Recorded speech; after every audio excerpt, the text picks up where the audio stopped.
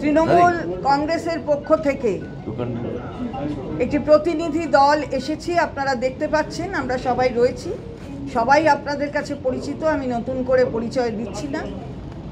আমরা chief electoral officer তার কাছে অ্যাপয়েন্টমেন্ট নিয়ে আজকে এসেছিলাম এবং গতকাল আমরা একটি কমপ্লেন লজ করেছিলাম চিফ ইলেকটোরাল অফিসারের কাছে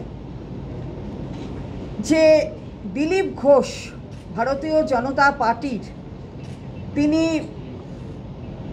মনোনীত একজন প্রার্থী, মনোনয়ন জমা দেননি অবশ্য এখনো, কিন্তু প্রার্থী লিস্টে তার নাম দেখা গিয়েছে। তিনি দ্বিতীয় লিস্টের প্রার্থী হয়ে বর্ধমান দুর্গাপুরের মানুষের কাছে পৌঁছেছিলেন। গতকাল তিনি যে ভাষায় আক্রমণ করেছেন আমাদের সর্বোচ্চ নেত্রী মাননীয়া মমতা বন্দ্যোপাধ্যায়কে, তা ক্ষমার অযোগ্য। এটা আমরা চিফ ইলেকটোরাল অফিসারের কাছে কালকে চিঠিতেও বলেছি, আজকেও আমরা বললাম যে এই যে ভাষা ব্যবহার করেছেন, আপনারা জানেন, আমি ভাষাটার আবার পুনরাবৃত্তি করছি না, উনি কিন্তু হ্যাবিচুয়াল অফেন্ডার হয়ে গেছেন। একটা সিরিয়াল অফেন্ডার বলে সেরকম, সিরিয়াল কিলারের মতো সিরিয়াল অফেন্ডার হয়ে গেছে বারে বারে। এবার একবার নয়, গতকাল আমরা আপনাদের সামনেও বলেছি, চিফ ইলেকটোরাল অফিসারের চিঠিতেও আমরা বলেছি যে উনি বারবার এইভাবে আক্রমণ করছেন, মহিলাদের আক্রমণ করে মমতা বন্দ্যোপাধ্যায়কে আক্রমণ তো করছেনই, সামগ্রিকভাবে মহিলাদেরও আক্রমণ করছেন এবং এটা উনি একটা স্বভাবে দাঁড় করিয়ে দিয়েছে। তো এইখানে দাঁড়িয়ে যে ভাষায় উনি বলেছেন সেটা বলার অযোগ্য ভাষা। আমাদের নেত্রীর পিতৃ পরিচয় চেয়েছেন, পিতৃ পরিচয় কোথায় বাবা থাকেন, কে বাবা, এসব ওনার জানবার ইচ্ছা হয়েছে, নানা রকমের কথা উনি বলেছেন, আপনারা শুনেছেন।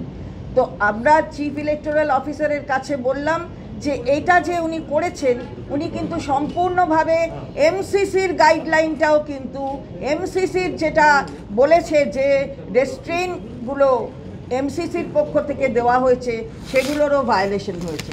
আমরা পরিষ্কার করে আপনাদের সামনে বলতে চাই, এমসিসির যে গাইডলাইন সেটাকে একটু পড়েও দিতে চাই, that no political party or candidate should indulge in any activity or make any statement that would amount to attack on personal life of any person, or statement that may be malicious or offending decency and morality.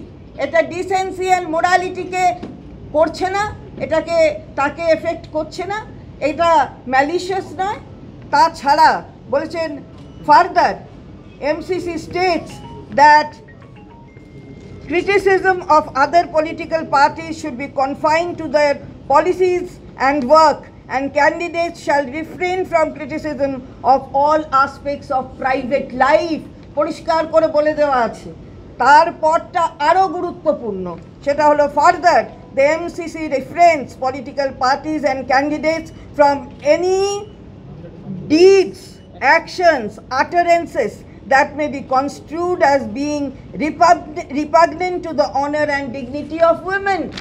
এইখানেই তো আমরা বলছি যে উনি সমস্ত guideline, সমস্ত restrained অর্ডারগুলোকে একটা বৃদ্ধাঙ্গুষ্টি দেখাচ্ছেন এবং সব সময় যেভাবে উনি এই ধরনের কথা বলেন, এটা একবার নয়, 21-এর নির্বাচনের আগে বলেছেন, তারপরে বলেছেন, বারে বারে বলেন, আবারও 24-এর নির্বাচনের আগে একটা প্রার্থী, সেই প্রার্থী এসে এই কথা বলছে।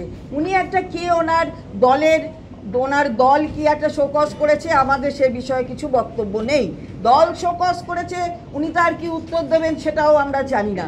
তবে আমরা এখানে যে দেখলাম উনি একটা কি যেন বলেছেন যে উনি খুব দুঃখিত, স্যাড হয়েছেন, খুব বেজায় দুঃখ হয়েছে ওনার, কিন্তু তার সঙ্গে সঙ্গে আবার যা বলেছেন সেটা কেউ আবার সাপোর্ট করেছেন, সেটা সাপোর্ট করছেন, জাস্টিফাই করছেন, করতে গিয়ে আবার একটু দুঃখ মনোভাব প্রকাশ করেছেন। তো আমরা বলতে চাই, যে এটা হলে চলবে না। আমরা যেটা চিফ ইলেকটোরাল অফিসারের কাছে দাবি করে এসেছি যে এই কথা কিন্তু শুধু কথার মধ্যে নয়, খালি একটা আপনারা দেখবেন, দেখে শোকজ করে দেবেন, তারপরে বারে বারে শোকজ হবে, আগেও অনেক সময় হয়েছে, আর উনি উত্তর দেবেন হয়ে গেল, তা কিন্তু নয়।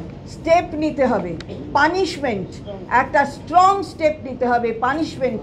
সেই পানিশমেন্টটা কি হবে সেটা আপনারা নিশ্চয়ই দেখবেন, যে তাকে কিভাবে ডিবার করেন এইভাবে ওনার এই ধরনের কথাবার্তা বলা থেকে, যে উনি কিভাবে বিরত আপনারা করবেন ওনাকে, সেটা আপনারা দেখবেন। এটা কিন্তু ছোটোখাটো ব্যাপার নয়, এটা কিন্তু একটা বড় ব্যাপার, বড় ইস্যু। এবং আমরা চিফ ইলেকটোরাল অফিসার তিনি আমাদের আশ্বস্ত করেছেন, অত্যন্ত ভালোভাবে তিনি আমাদের বলেছেন যে এই ইস্যু অলরেডি আমাদের কমপ্লেন পাওয়ার পরে তিনি এটা ডিএমদের কাছ থেকে রিপোর্ট চেয়েছেন, এবং সেই রিপোর্ট সহ ইলেকশন কমিশন অফ ইন্ডিয়া ইসিআইয়ের সাথে কথা বলেছেন, এবং আগামী দিন যা যা স্টেপ নেওয়ার সেটা ইসিআইয়ের সাথে উনি সে বিষয়ে কথা বলবেন। আপনারা কি দিলীপ ঘোষের